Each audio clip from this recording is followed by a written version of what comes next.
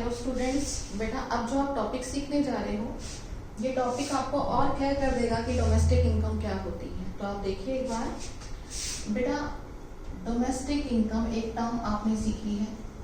Domestic income वो income है बेटा जो हमारी डोमेस्टिक टेरिटरी पे कमाई गई है। तो हम इसे कह सकते हैं कि ऐसी इनकम जो डोमेस्टिक टेरिटरी पे अर्न हुई है। और बेटा आपको ये भी बता दो कि डोमेस्टिक टेरिटरी को इकोनॉमिक टेरिटरी भी कहते हैं।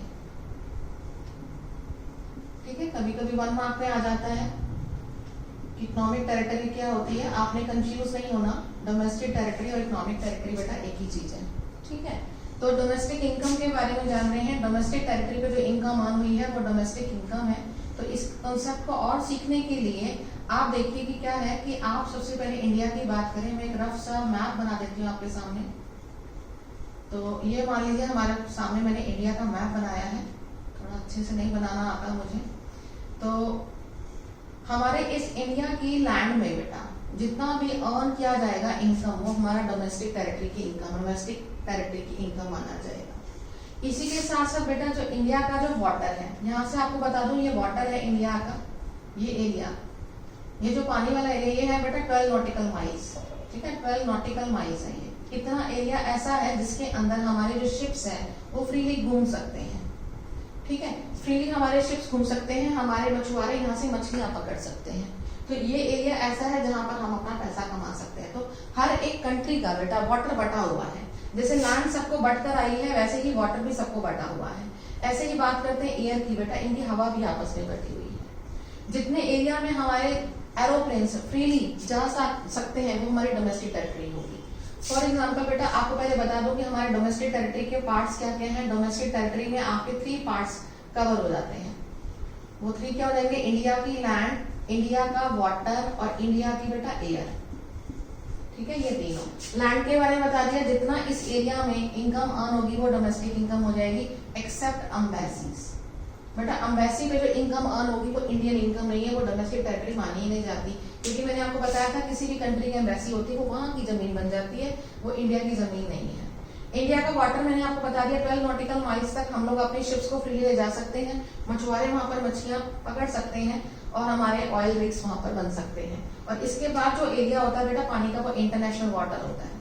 ठीक है, और रही बात एयर की, एयर के बारे में बताया मैंने आपको। फॉर एग्जाम्पल अगर हमारे प्रधानमंत्री मोदी जी अगर हवाई जहाज में बैठकर जा रहे हैं तो वो पाकिस्तान के ऊपर अपने एरोप्लेन को नहीं ले जा सकते बेटा। तो कुछ लिमिटेशंस है हमारी जो हम दूसरे के एयर में नहीं एंट्री कर सकते हैं। तो जितनी एयर में हम लोग फ्रीली घूम सकते हैं वो इंडिया की एयर मानी जाएगी।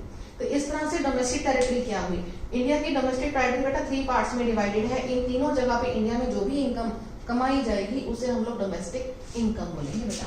यहाँ से जो भी हमने कमाया है वो हमारी डोमेस्टिक इनकम बनेगी।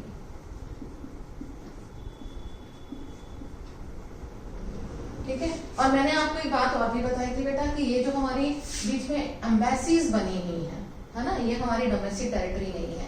लड़की यहाँ पर अगर यूएसए की एम्बेसी है तो ये जमीन बेटा यूएसए की हो गई। तो जो भी इनकम यहाँ पर कमाई जाएगी वो क्या हो जाएगी? वो यूएसए की डोमेस्टिक इनकम हो जाएगी। और अगर हम इस यूएसए के एम्बेसी से अगर कोई हमारे यहाँ से पर्सन डेली जाता है और शाम को घर आता है तो हमारे लिए इनकम क्या बन जाएगी बेटा? हमारे लिए वो फैक्टर इनकम फ्रॉम अब्रॉड हो जाएगी, फीफा। ठीक है, अगर आपने यूएसए से इनकम अर्न की और इंडिया में लेकर आए, अगर आप इंडिया में लेकर आए तो यहाँ पर कंडीशन क्या रहेगी? कंडीशन रहेगी कि वही कि विद इन 1 ईयर आपको वापस आना है इंडिया में। विद इन 1 ईयर आपको वापस आना है इंडिया में। मान लीजिए ये यूएसए की एम्बेसी यहाँ नहीं है, यूएसए की कंट्री यहाँ पर है। अब हमारा कोई इंडियन है जो यहाँ से इंडियन जो है यहाँ पर जाता है यूएसए में, तो इसको 1 साल के अंदर बेटा वापस आना पड़ेगा। अगर वो 1 साल तक वापस नहीं आता और फिर वो पैसे वहां से भेजता है तो ट्रांसफर इनकम बन जाती है बेटा। 1 साल के अंदर ही अगर वापस आ जाए तो वो आपकी बन जाएगी बेटा factor income from abroad. Same इसी तरह से हमारे यहाँ पर अगर इंडिया में कोई पर्सन आया हुआ है, लड़की यहाँ से नेपाल में जो भी गोरखे हैं, जो भी हमने देखा होगा वॉचमैन तकरीबन यहाँ से होते हैं। तो अगर नेपाल के जितने भी लोग इंडिया में आ जाते हैं काम करने के लिए तो वो इंडिया से पैसा अब नेपाल जाएगा, है ना। तो ये क्या हो जाएगा? From India to Nepal. India से नेपाल गया पैसा बेटा, इसको कहते हैं फैक्टर इनकम टू अब्रॉड। ठीक है बेटा। अब ये ध्यान रखना है आपको कि जो भी पैसा बाहर जाएगा वो फीटा है और जो भी पैसा अंदर आएगा वो फीफा है। तो डोमेस्टिक इनकम के अंदर अगर बाहर से आया हुआ पैसा जोड़ दिया जाए, फीफा को प्लस कर दिया जाए, जो पैसा बाहर से इंडिया में आया है वो प्लस कर दिया जाए, और जो पैसा इंडिया से बाहर गया है उसे माइनस कर दिया जाए, तो हमारे पास जो बचती है बेटा वो बन जाती है नेशनल इनकम। ठीक है, तो मैंने आपको थोड़ा सा इस बारे में बता दिया है कि जो भी पैसा बाहर से आएगा उसमें कंडीशन क्या होगी, उसमें एक ही कंडीशन होगी कि जो भी पर्सन पैसा भेजता है बाहर से उसको 1 साल के अंदर अंदर इंडिया वापस आना होगा। अगर वो 1 साल तक इंडिया में वापस नहीं आता है, वो वहीं पर बस जाता है और फिर वो वहां से पैसे यहाँ भेज देता है, फॉर एग्जाम्पल वो वहीं पर सेटल हो गया, फैमिली यहाँ पर है, तो वो इनकम ट्रांसफर इनकम मानी जाएगी बेटा, वो फैक्टर इनकम नहीं होगी।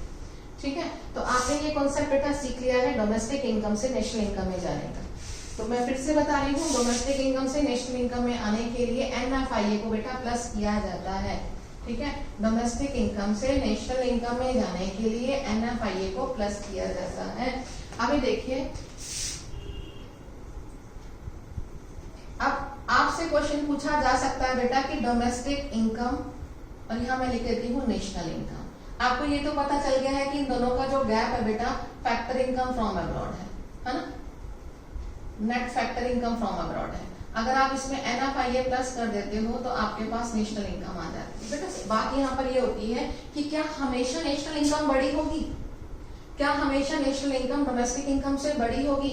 आपका आंसर आएगा नहीं, जरूरी नहीं है ये हर बार बड़ी हो। It all depends FIFA and FIFA, FIFA and FITA. बेटा डोमेस्टिक इनकम देखिए, फॉर एग्जाम्पल हमने ये माना कि हमारे देश के अंदर डोमेस्टिक टेरिटरी में जो डोमेस्टिक इनकम अर्न हुई है वो हुई है 1000 करोड़ रुपीस की। ठीक है, अभी फैक्टर इनकम फ्रॉम अब्रॉड को प्लस किया, factor income from abroad foreign country से जो हमारे इंडियंस कमा के लाए हैं वो लाए हैं बेटा 500 रुपीज, और हमारे यहाँ से जो फॉरेन कंट्री को पेमेंट हुई है फैक्टर इनकम टू अब्रॉड, जो यहाँ से पेमेंट गई है वो है 200 करोड़। ठीक है, तो अब आपका NFIA क्या बनता है बेटा, NFIA 300 बनता है, तो आपका आंसर कितना आएगा पॉजिटिव 1300 हो गया। तो आपने क्या क्या देखा, डोमेस्टिक आपकी 1000 है और नेशनल आपकी 1300 हो गई है। तो इस केस में क्या हुआ, डोमेस्टिक से नेशनल बड़ी है। लेकिन मानकर देखिए अगर इसका उल्टा होता, अगर इसका उल्टा होता तो क्या होता, आप देखिए इसका उल्टा तो क्या होता, डोमेस्टिक आपकी बेटा 1000 करोड़ है। ठीक है, आप जो फॉरेन कंट्री से कमा कर लाए हैं वो 200 कमा के लाए हैं, जो फॉरेनर्स यहाँ से कमा कर ले गए हैं फीटा जो हमारा है वो है 500 का। तो अब हमारे पास जो आंसर बनता है बेटा इन दोनों से निकालो, नेट आंसर क्या बना, ये 300 नेगेटिव चले गए, आपकी नेशनल क्या हो जाएगी 700 हो जाएगी। तो यानी इसका मतलब ये हुआ कि नेशनल इनकम डोमेस्टिक इनकम से बड़ी भी हो सकती है और नेशनल इनकम डोमेस्टिक इनकम से छोटी भी हो सकती है। इट ऑल डिपेंड्स कि आपका NFIA का स्टेटस क्या है। अगर NFIA पॉजिटिव है तो नेशनल बड़ी हो जाएगी, अगर आपका NFIA नेगेटिव है तो ये आपकी छोटी हो जाएगी। क्या ये भी क्वेश्चन आएगा कि क्या डोमेस्टिक इनकम नेशनल इनकम के इक्वल हो सकती है? आप कहोगे हाँ जी हो सकती है, अगर NFIA 0। देखो 1000 की डोमेस्टिक इनकम बेटा 200 फैक्टर इनकम फॉरेन कंट्री से आई है और 200 की फैक्टर इनकम आपने फॉरेन कंट्री को दी है, तो यहाँ से NFIA का स्टेटस क्या है बेटा 0। NFIA अगर आपके पास 0 हो जाए तो डोमेस्टिक इनकम नेशनल इनकम के इक्वल आ सकती है। तो मैं आपको बता रही हूँ ये आपके 1 मार्क में क्वेश्चन आ जाते हैं बेटा, पूछे जा सकते हैं कि डोमेस्टिक इनकम और नेशनल इनकम का डिफरेंस क्या है। आपने कहना है कि ये NFIA है ना, इन दोनों से नेट स्टेटस क्या बनता है बेटा NFIA हमारा बनता है। अब आपसे क्वेश्चन पूछा जाएगा क्या हमेशा नेशनल इनकम डोमेस्टिक इनकम से बड़ी होती है? आप क्या बोलोगे, नहीं, it is not compulsory, it can be less than और even it can equal to the domestic income. ये बराबर भी हो सकती है और कम भी हो सकती है, और it all depend upon the status of NFIA। If NFIA is in negative form then the national income will be less than domestic income, और अगर आपका NFIA का स्टेटस बेटा 0 है तो डोमेस्टिक और नेशनल दोनों इक्वलेंट हो सकते हैं। तो उम्मीद करती हूँ आपको ये पॉइंट क्लियर हो जाएगा बेटा। डोमेस्टिक से नेशनल में जाना हो, डोमेस्टिक से नेशनल में जाना हो NFIA को प्लस कर दिया जाता है। अभी आप एक और टर्म डिटेल में सीखेंगे, उसके बाद बेटा न्यूमेरिकल क्वेश्चन स्टार्ट हो जाने वाले हैं आपके। बेटा नेक्स्ट है आपका फैक्टर कॉस्ट से मार्केट प्राइस पर जाना। मैंने लास्ट क्लास में आपको सिखाया था कि मार्केट प्राइस ज्यादा होता है फैक्टर कॉस्ट से, क्योंकि मार्केट प्राइस में जाने के लिए इसके अंदर NIT ऐड हो जाता है बेटा। और NIT कैसे निकालते हैं, NIT का फॉर्मूला रहता है इनडायरेक्ट टैक्स माइनस सब्सिडी। अभी इसके बारे में जानिए। फैक्टर कॉस्ट के बारे में आप जानते हो अच्छे से। फैक्टर कॉस्ट का मतलब क्या हुआ? फैक्टर कॉस्ट कोई चीज कितने में बनी है। हमने एग्जांपल लिया था, कोई चीज 20 रुपीज की बनी है और ये 20 रुपीज की क्यों बनी है? क्योंकि इसमें 4 फैक्टर ऑफ प्रोडक्शन थे, हमने 4 को पेमेंट की थी। 5 रुपए बेटा चारों फैक्टर ऑफ प्रोडक्शन को आपने पेमेंट किया था, 20 रुपए का प्रोडक्ट बना था।